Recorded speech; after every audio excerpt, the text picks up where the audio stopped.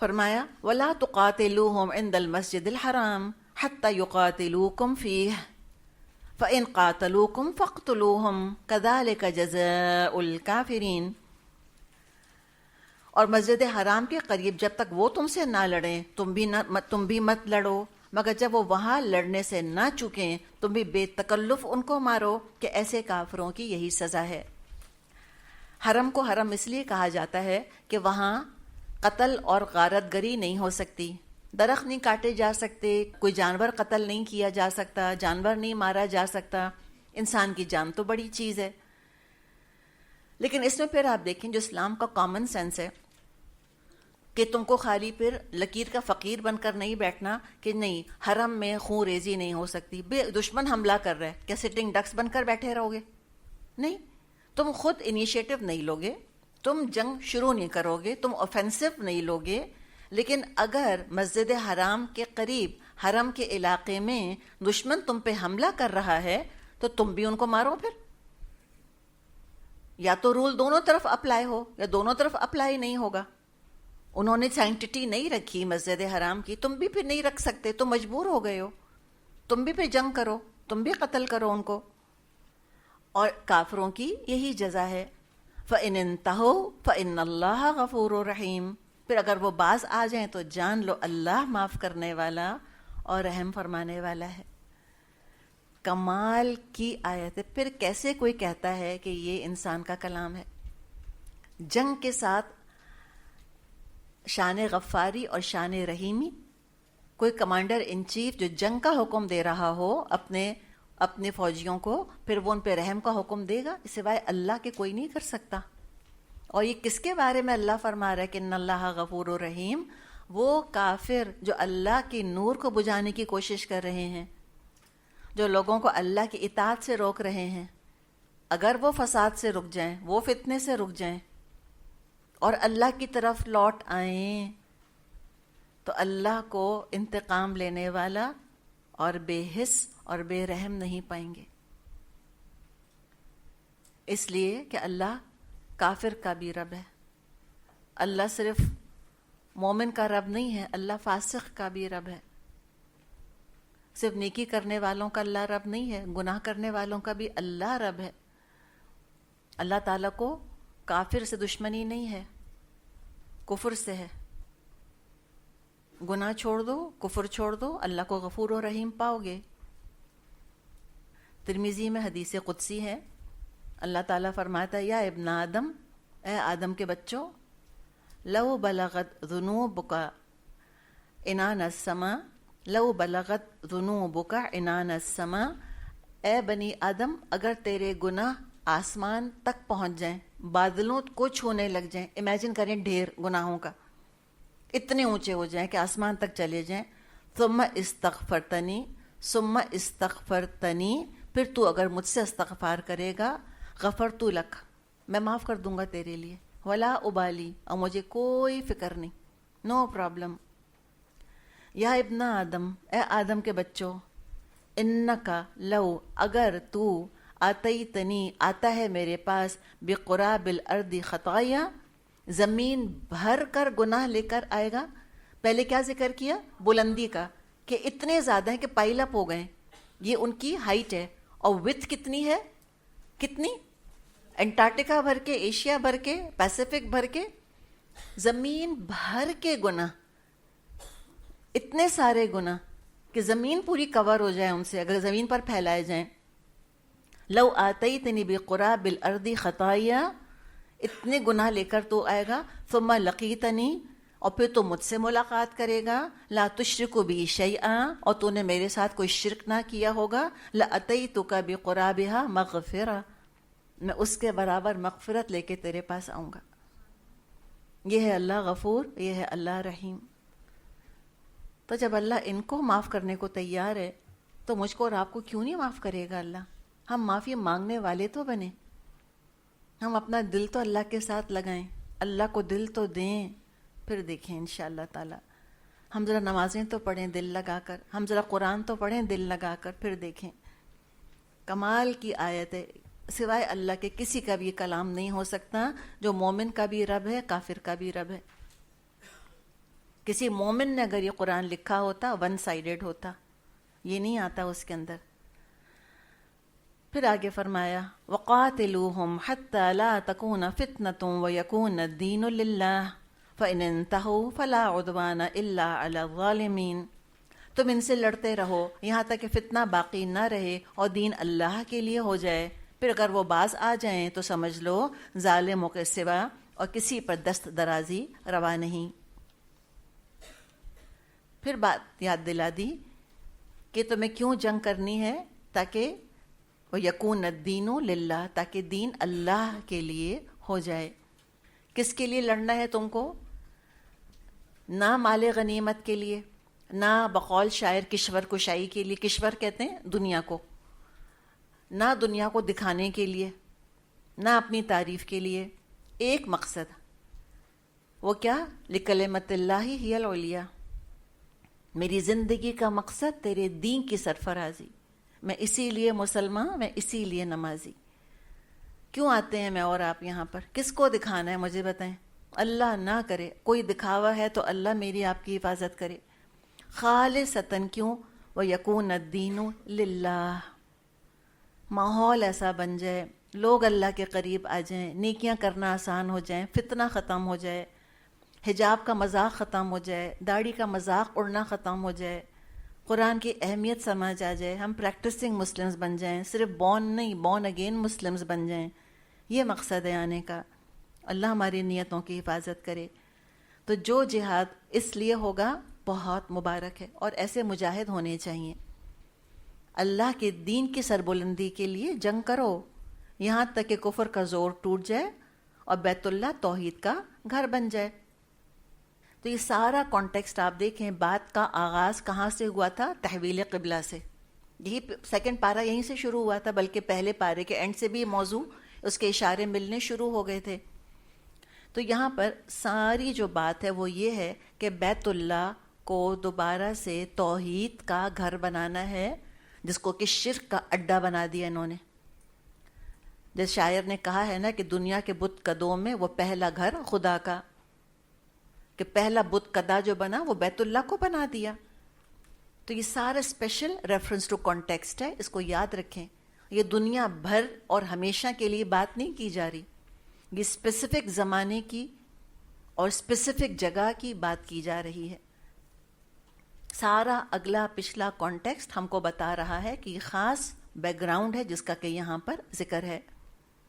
اب عام دنیا کے کیا رولز ہیں وہ انشاءاللہ آگے آئیں گے، کہ عام کفار کے بارے میں کیا رویہ ہے اسلام کا، وہ آگے ڈسکس کریں گے۔ یہ خاص الخاص مشرکین مکہ کے بارے میں احکامات دیے جا رہے ہیں۔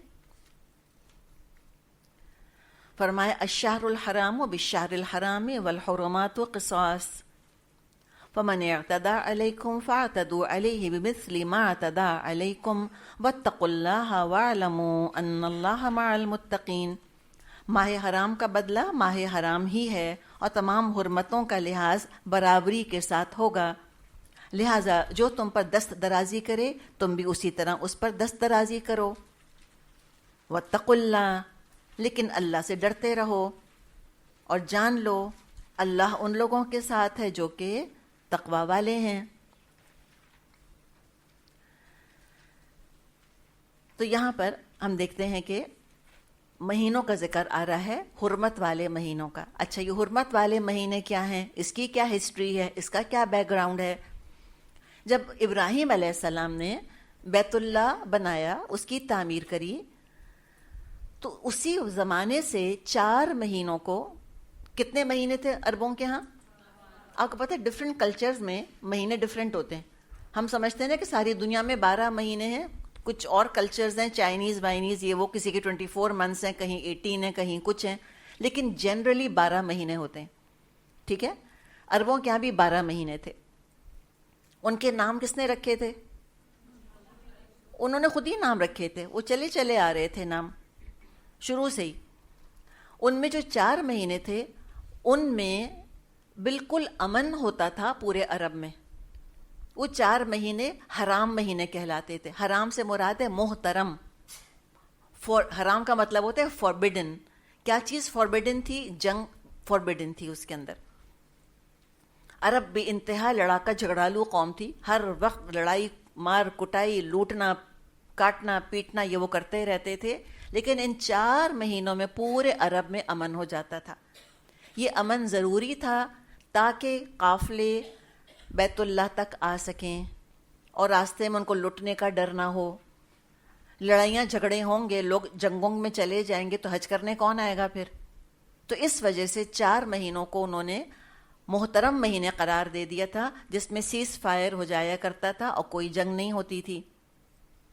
اور یہ 4 مہینے کون سے تھے؟ نمبر 1 رجب کا مہینہ، یہ محترم مہینہ تھا۔ نمبر 2 ذوالقعدہ، رجب کا مہینہ تھا، پھر ذوالقعدہ کا مہینہ، پھر ذوالحجہ اور محرم۔ محرم تو آپ لکھ لیں گی۔ یہ 4 محترم مہینے تھے، اس میں جنگ نہیں ہونی تھی۔ لیکن جو یہاں بتایا کہ ماہ حرام کا بدلہ ماہ حرام ہی ہے اور تمام حرمتوں کا لحاظ برابری کے ساتھ ہوگا، ایگزیکٹلی وہی رول ہے جو کہ حرم کا رول ہے، کہ حرم کی حرمت، حرم کی سینکٹیٹی کو اگر مشرک آنر کریں گے تو مسلمان بھی آنر کریں گے۔ اسی طرح یہ حرام مہینے ہیں، ان کی حرمت کو مشرک آنر کریں گے تو مسلمان بھی آنر کریں گے۔ لیکن اگر مشرک حرم میں جنگ کر رہے ہیں یا کسی حرمت والے مہینے میں وہ اوفینسو لانچ کر رہے ہیں تو مسلمان بھی جنگ کریں گے اس کے اندر۔ ہاتھ نہیں باندھ دیے کہ وہ تمہیں قتل کر کے چلے جائیں، تم حرمت والے مہینے کا خیال کر کر چپ چاپ بیٹھے رہنا۔ یہ تو ایسے نامعقول باتیں اسلام نہیں کرتا، بہت پریکٹیکل ہے، بہت پریگمیٹک ہے، ایموشنل نہیں ہے، آئیڈیلسٹک نہیں ہے۔ آئیڈیل تو کیا ہونا چاہیے کہ بھئی لا ہے نا، وہ نہیں مانتے تو کیا ہوا، تم تو لا مانو، وہ لڑ رہے ہیں تو لڑیں، تمہیں قتل کرتے ہیں تو کر دیں، مرنا تو ایسے بھی سبھی کو ہے، یہ بھی لکھ سکتا تھا اللہ۔ لیکن ایسے دین تھوڑی نافذ ہوتا ہے کہ سارے بیٹھے بیٹھے مر جائیں اور کافر آ کے حرام مہینوں میں جنگ شروع کر کے سب کو مار پیٹ کے چلے جائیں۔ نہیں، کہا کہ اگر وہ ویلیو کرتے ہیں، آنر کرتے ہیں حرمت والے مہینے کو تو تم بھی کرو۔ اگر وہ جنگ شروع کرتے ہیں تو پھر تو تم کو بھی جنگ کرنی ہوگی، مسلمان اپنا دفاع کریں گے۔ والحرمات قصاص، یا قصاص کا لفظ دیکھیں بالکل ڈفرینٹ معنوں میں آیا ہے کہ جو حرمتیں ہیں وہ برابری کے ساتھ ہوں گی۔ ہم نے قصاص کا روٹ ورڈ ڈسکس کیا تھا، قصہ لفظ اسی سے بنتا ہے، فالو کرنا، پیچھے پیچھے آنا۔ اگر وہ فالو کر رہے ہیں حرمت کو، تم بھی فالو کرو۔ اگر وہ حرمت کو فالو نہیں کر رہے، تم بھی حرمت کو فالو نہیں کرو گے۔ تو قصاص کا یہ مطلب ہے یہاں پر۔ اور یہ بھی فرما دیا کہ جو تم پر دست درازی کرے تم بھی ان پر دست درازی کرو، تم بھی بدلہ لے سکتے ہو۔ لیکن ساتھ پھر یاد دلا دیا واتقوا اللہ، یاد رکھو تم آرڈنری سولجر نہیں ہو، تم ایک عام قتال کرنے والے انسان نہیں ہو، تم فی سبیل اللہ نکلے ہو، تقوی کے ساتھ کرو۔ وَاعْلَمُوا، اور جان لو، ان اللہ مع المتقین، یقیناً اللہ متقیوں کے ساتھ ہے۔ اللہ کی خصوصی معیت حاصل ہوتی ہے متقیوں کو۔ یہ تقوی آیا کدھر سے، یہ بتائیں، کہاں سے خریدا؟ جی کہاں سے آیا یہ تقوی جو کہا کہ واتقوا اللہ؟ ٹی سی ایس سے آ جائے گا پیکٹ، تقوی آیا آپ کے لیے آج، کہاں سے آیا؟ کوئی ہبہ ہدیہ کر سکتا ہے؟ انہیریٹنس میں ملے گا کسی کو کہ وصیت کر کے مر جائے کہ میرا تقوی بیٹا تم لے لینا؟ ایسے ہوا؟ کہاں سے آیا؟ جی کہاں سے آیا؟ کیسی محنت سے؟ کون سی محنت سے؟ کل ہم نے یاد ہے آپ کو بات کی تھی کہ عبادات ہماری خاص شخصیت بنانا چاہتی ہیں، یہ تقوی عبادتوں سے ملا ہے۔ تو یہ سوچیں کہ جو عبادت ہی نہیں کرتے وہ کیا بنیں گے، اور جو عبادت کرتے ہیں اور بغیر تقوی کے کرتے ہیں وہ کیا کریں گے دنیا کے اندر، وہ کیسے فی سبیل اللہ نکلیں گے؟ جب نماز نہیں پڑھ سکتے اللہ کی خاطر تو وہ قتال کیا کریں گے اللہ کی خاطر؟ تو یہ تقوی وہاں سے آیا ہے، نماز سے ملا ہے۔ ابھی رمضان کا ذکر آیا تھا، لعلکم تتقون، اور رمضان میں روزوں کے ذریعے صفت صبر پیدا کی گئی۔ بھوکا پیاسا رہنے کی عادت ڈالو، اس لیے کہ مجاہد کو تو ضرورت پڑتی ہے، چاہے وہ علم کے جہاد میں ہو یا وہ تلوار کے جہاد میں ہو. بھوک پیاس تو برداشت کرنی ہوتی ہے اس راستے کے اندر. تو وہ تقوی ہے جو جمع کیا, اور اللہ متقیوں کے ساتھ ہے. اب جب جنگیں ہوتی ہیں تو اس میں مین پاور تو چاہیے ہوتا ہے, لیکن ساتھ ساتھ ریسورسز بھی تو چاہیے ہوتے ہیں. بغیر پیسے کے تو کوئی جنگ لڑی نہیں جا سکتی, پیسہ تو چاہیے اس کے لیے. تو کہاں سے آئے گا, کہاں سے لون لیں گے, کس سے ہتھیار خریدیں گے جا کر؟ ظاہر ہے تو خود ہی سارا کچھ اپنے ہی فنڈز جنریٹ کرنے ہیں. اور آپ صلی اللہ علیہ وسلم نے ہم کو فنڈ ریزنگ کا طریقہ بھی سکھا دیا. جنگیں جب ہوتی تھیں, خاص طور پہ تبوک, انشاءاللہ ہم سورہ توبہ میں اس کا حال پڑھیں گے, آپ صلی اللہ علیہ وسلم نے لوگوں سے فنڈز مانگے.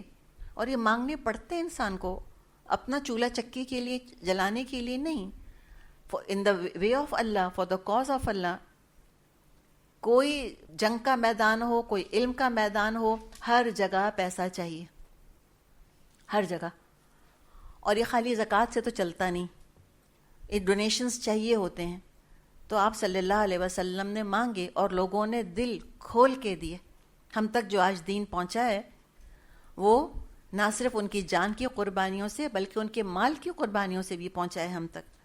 تو اس کا یہاں ذکر کیا گیا, وَأَنفِقُوا فِي سَبِيلِ اللَّهِ, اور خرچ کرو, امر ہے, حکم ہے. انفقوا فی سبیل اللہ, خرچ کرو اللہ کے راستے میں. اور یہ خالی جنگ کی بات نہیں ہے, یہاں پر دین کی سربلندی کے لیے جو پیسہ خرچ کیا جائے گا وہ فی سبیل اللہ ہے. اور ہم آگے پڑھیں گے کہ جو لوگ اللہ کی راہ میں دیتے ہیں ان کی مثال کیسی ہے, کہ ایک دانہ جس میں سے 7 بالیاں نکلیں, ہر بالی میں 100 دانے, ایک کی بڑھا کے 700 دے گا. ایک ایک پیسہ جو کسی نے خرچ کیا ہے دین کو زندہ کرنے کے لیے, دین کے علم کے لیے, اللہ بڑھا چڑھا کر دے گا. اور اللہ کا فضل اس سے بھی زیادہ ہے. اللہ 700 ٹائمز کے اجر کے آگے مجبور نہیں ہے کہ بس اتنا ہی ہے میرے پاس, تو بینک نہیں ہے اللہ, نعوذ باللہ. یہاں بینکس کے آگے لکھا ہوتا ہے لمیٹڈ, اللہ کا بینک لمیٹڈ نہیں ہے, ان لمیٹڈ. اس کے بعد اللہ کا فضل ہے, جس کو جتنا چاہے دے. اور آتا ہے قرآن میں, اللہ جس کے لیے چاہتا ہے جتنا چاہتا ہے بڑھا دیتا ہے. تو ایک ایک پیسہ جو دین پہ لگ رہا ہے, اللہ کا شکر ادا کریں کہ کہاں بینک میں جا کے جمع ہو رہا ہے, کتنا کچھ اللہ دے گا. تو یہ ایک پازیٹیو انداز اختیار کیا گیا, اس لیے کہ بات بہت اہم ہے کہ اللہ کی راہ میں خرچ کرو. اور پھر ایک نیگیٹو انداز میں بھی بات کر لی گئی, منفی انداز میں, وہ کیا, وَلَا تُلْقُوا بِأَيْدِيكُمْ إِلَى التَّهْلُكَةِ, اور اپنے ہاتھوں اپنے آپ کو ہلاکت میں مت ڈالو. یہ نہیں ہونا چاہیے کہ رچ مسلمز اینڈ پور اسلام, امیر مسلمان غریب اسلام. یہ نہیں ہونا چاہیے کہ گھر تو ہمارے وہ سجے ہوئے ہیں کہ لوگ دیکھیں تو ان کی آنکھیں پھٹیں. دنیا سے لوگ آ کے ہمارے گھروں کو دیکھ کے ان کی آنکھیں پھٹ جاتی ہیں کہ کیا عیش ہیں. اور مدرسے اور انسٹیٹیوشنز میں دھول اڑ رہی ہو, غربت کی تصویر بنے ہوئے ہوں. یہ کیسے ہو سکتا ہے؟ مسجدوں کے اندر خاک اڑ رہی ہو اور گھروں کے اندر سینٹرلی کنڈیشن سسٹم لگے ہوئے ہوں. یہ نہیں ہونا چاہیے. اپنے لیے خرچ کرتے ہو, دین کے لیے خرچ کرو, نکالو پیسہ اپنی جیب سے. کیوں اپنے آپ کو ہلاکت میں ڈالتے ہو تم؟ اس لیے کہ اگر تم دین کے لیے خرچ نہیں کرو گے, دین نہیں پنپ سکے گا, انیبلنگ انوائرمنٹ نہیں بن سکے گا, خود تمہارے لیے 10 مشکلیں کھڑی ہوں گی دین پر عمل کرنے میں, اور آگے تمہاری اولاد کو بھی کوئی ماحول نہیں ملنا. فکر کرو اپنی اور اپنے مستقبل کی. خود سارا کھا پی کر چلے جاؤ گے تو قبر میں لٹ کے کیا کرو گے؟ کیا بھیجا آگے تم نے؟ جو اللہ کے پاس بھیج دیا وہی تو بچے گا.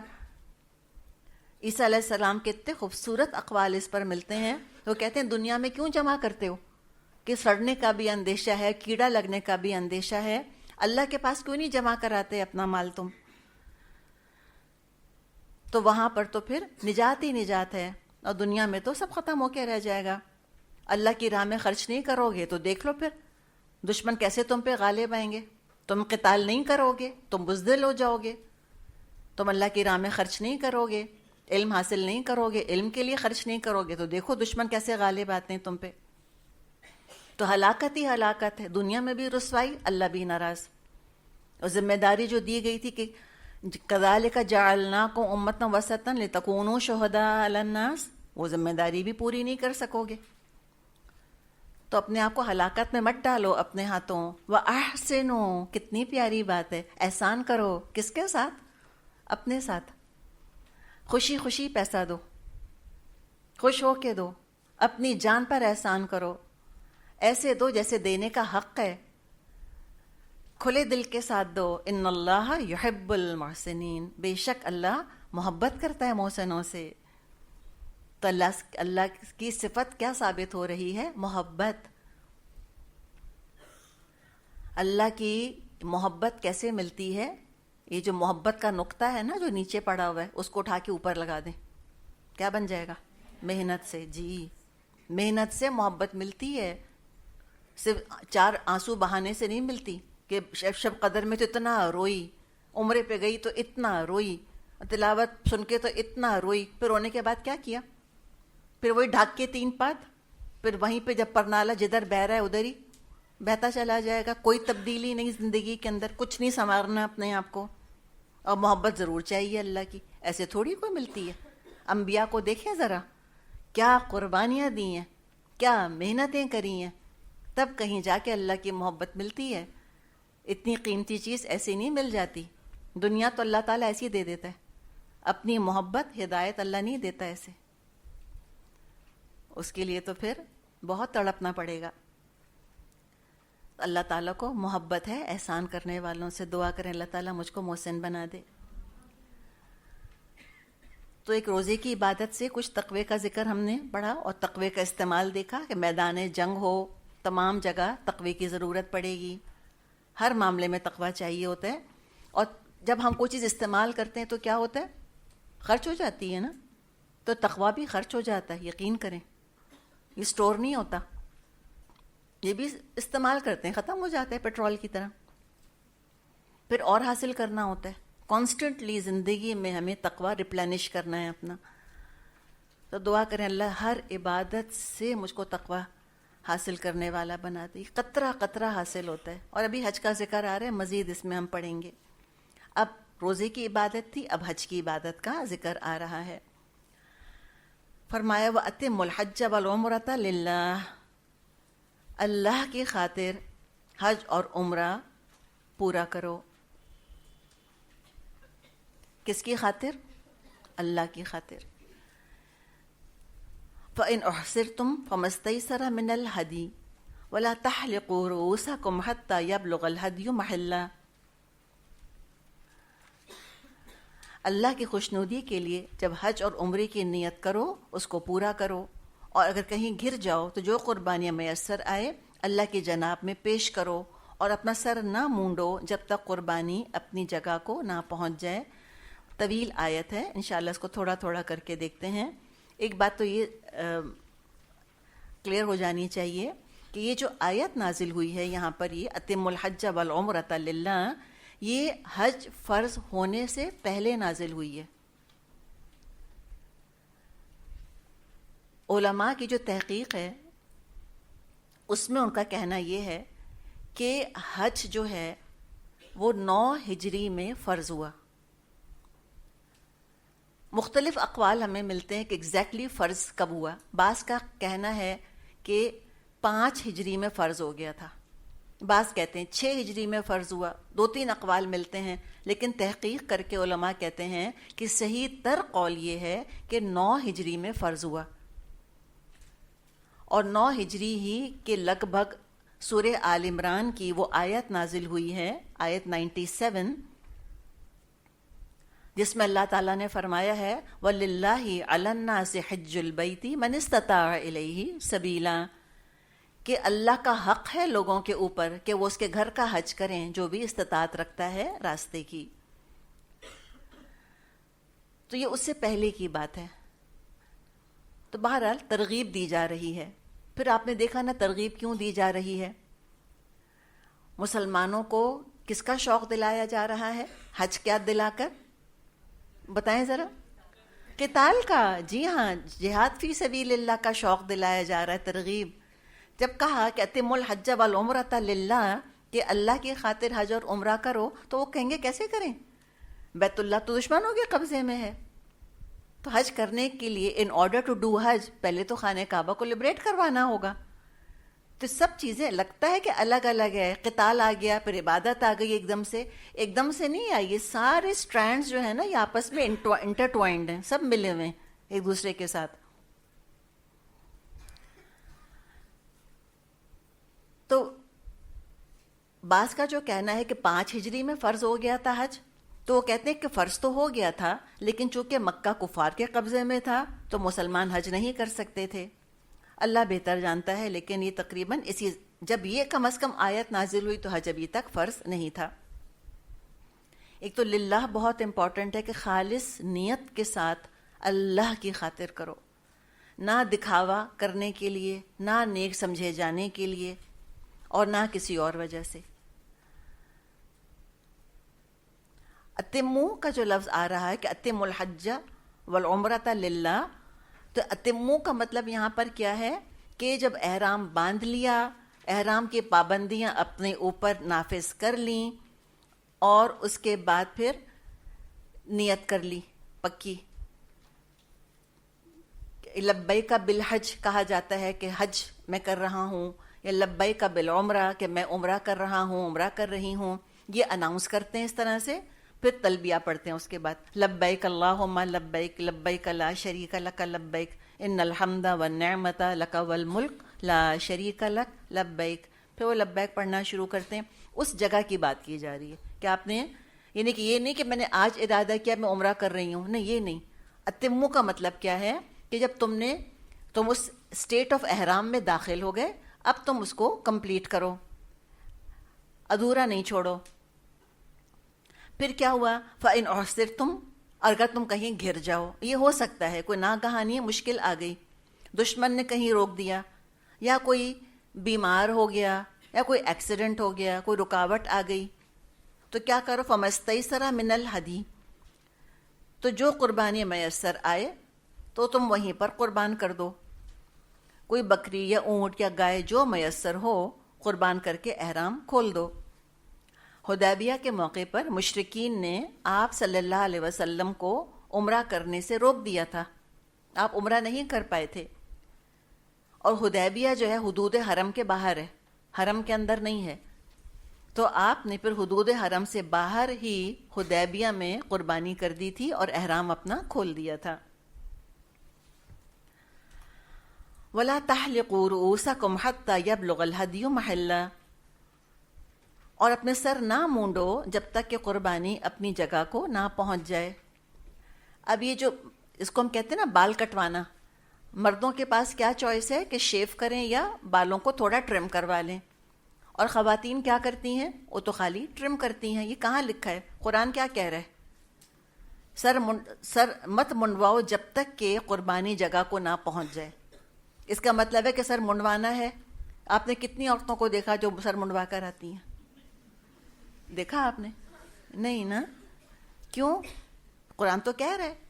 پھر کیوں نہیں منڈواتے ہم؟ جو کہتے ہیں ہم اہل قرآن ہیں وہ کیوں نہیں کرتے؟ پھر یہ کہتے ہیں نا حدیث کی ضرورت نہیں ہے، قرآن کافی ہے. تو جو حدیث کو نہیں مانتی ان سب کو چاہیے کہ پھر وہ اپنے سر کو شیو کروائیں. اور بعض خواتین ضد میں کرتی ہیں، یہ حج کر کر آتی ہیں وہ سر شیو کروا کر آتی ہیں، اس لیے کہ وہ کہتے ہیں ہم حدیثوں کو تھوڑی مانتے ہیں. تو ٹھیک ہے، کرے زندگی مشکل اپنی خود. یہ وہی والی بات ہے نا کہ گھروں میں پیچھے سے داخل ہو رہے ہیں، ایک ضد پکڑ لی ہے حدیث سے، نہ اجر ہے نہ ثواب ہے، فائدہ کچھ نہیں.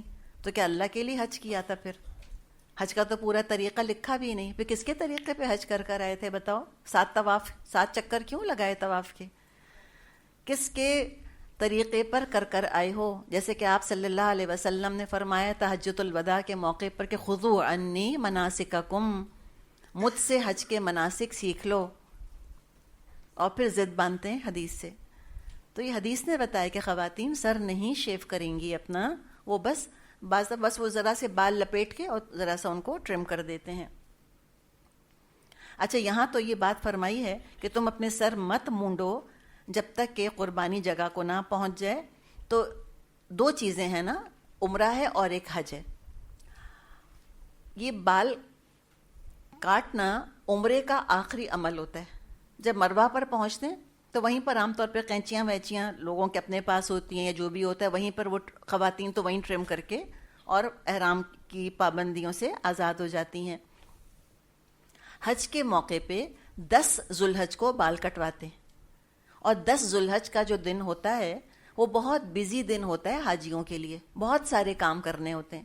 صبح صبح مزدلفہ سے نکل رہے ہوتے ہیں, پھر وہ رمی کرتے ہیں, پھر اس کے بعد پھر وہ طواف کرنے کے لیے جاتے ہیں, طواف افاضہ وغیرہ, پھر واپس لوٹ کے منی آتے ہیں.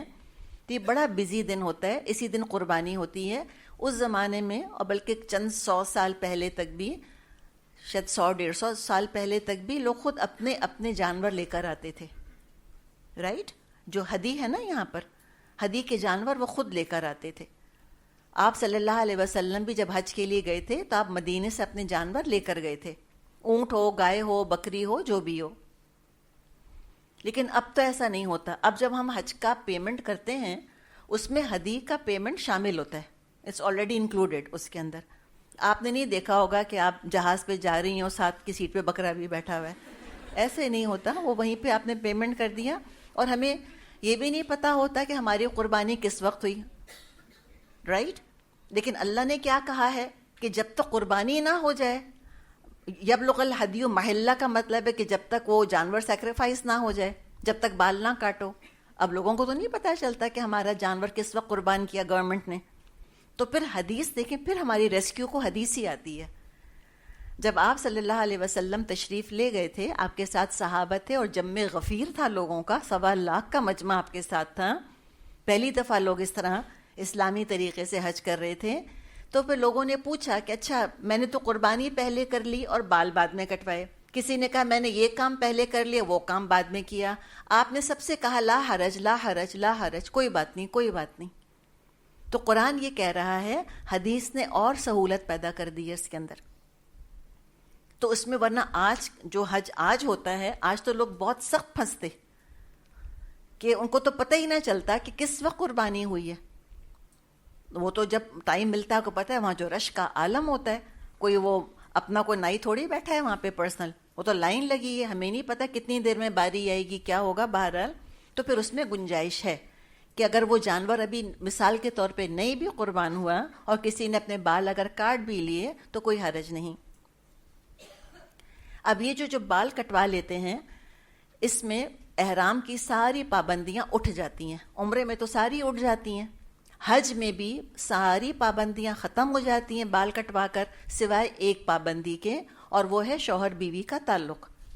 وہ نہیں کیا جا سکتا. یہ تعلق کب حلال ہوتا ہے؟ جب طواف افادہ کر لیا جائے. وہ جو حج کا حصہ ہے ایک اور طواف, جب وہ طواف ہو جاتا ہے پھر شوہر بیوی کا تعلق بھی حلال ہو جاتا ہے. فَمَنْ كَانَ مِنْكُمْ مَرِيضًا أَوْ بِهِ أَذًى مِّن رَأْسِهِ فَفِدْيَةٌ مِّن صِيَامٍ أَوْ صَدَقَةٍ أَوْ نُسُكٍ. مگر جو شخص مریض ہو, جس کے سر میں کوئی تکلیف ہو, اس بنا پر اپنا سر منڈا لے, تو اس کو چاہیے فدیے کے طور پہ روزے رکھے یا صدقہ دے یا قربانی کرے. تو اب یہ ایک ایکسیپشن آ گیا کہ سر میں کوئی تکلیف ہے, کوئی پرابلم ہو گیا, کوئی پھوڑے نکل آئے یا کوئی جوئیں وغیرہ پڑ گئیں, کوئی ایشو اگر ہو گیا, تو پھر پہلے بھی بال کٹوائے جا سکتے ہیں. پھر آپ دیکھیں اسلام پریکٹیکل ہے, پریگمیٹک ہے, کوئی زندگی عذاب بنانے تھوڑی آیا ہے ہماری کہ حال خراب ہے لیکن بس چونکہ لا بن گیا ہے تو ٹس سے مس نہیں ہو سکتے. نہیں, انسانوں کے لیے بنا ہے, ایکسیپشنز ہو سکتے ہیں, فلیکسیبلٹی کے بغیر گزارا نہیں ہے. تو اگر کوئی بال کٹوا لیتا ہے تو کٹوا لے, نو ایشو, لیکن فدیہ دینا ہوگا. اس کے 3 آپشنز ہیں فدیے کے. یا تو 3 روزے رکھے, یا 6 مسکینوں کو نصف سا. اس سا ایک میجر ہوتا تھا, سمجھے تقریباً کلو, آلموسٹ 1 کلو.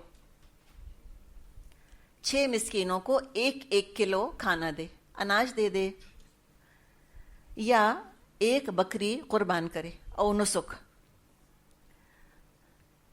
تو دیکھیں فزیکل جو لیبر کر سکتا ہے اس کے لیے بھی آپشن ہے, جو کم خرچ کر سکتا ہے 6 مسکینوں کا کھانا, اس کا بھی آپشن ہے, جو زیادہ پیسے والا ہے اس کے لیے بھی آپشن ہے. سبھی کے لیے اللہ تعالیٰ نے گنجائش چھوڑ دی، سبھی کو سمیٹ لیا۔ آپشن ریپیٹ کروں، لکھے ہوئے یہاں پر، من صیامن 3 روزے، او صداقتن، صداقتن میں ہے 6 مسکینوں کو کھانا کھلانا، کتنا؟ 1 کلو، نسک قربانی۔ چلیں ہم یہیں تک رک جاتے ہیں، آیت طویل ہے الحمدللہ، پھر انشاءاللہ تعالی اس کو ہم کور کر لیں گے۔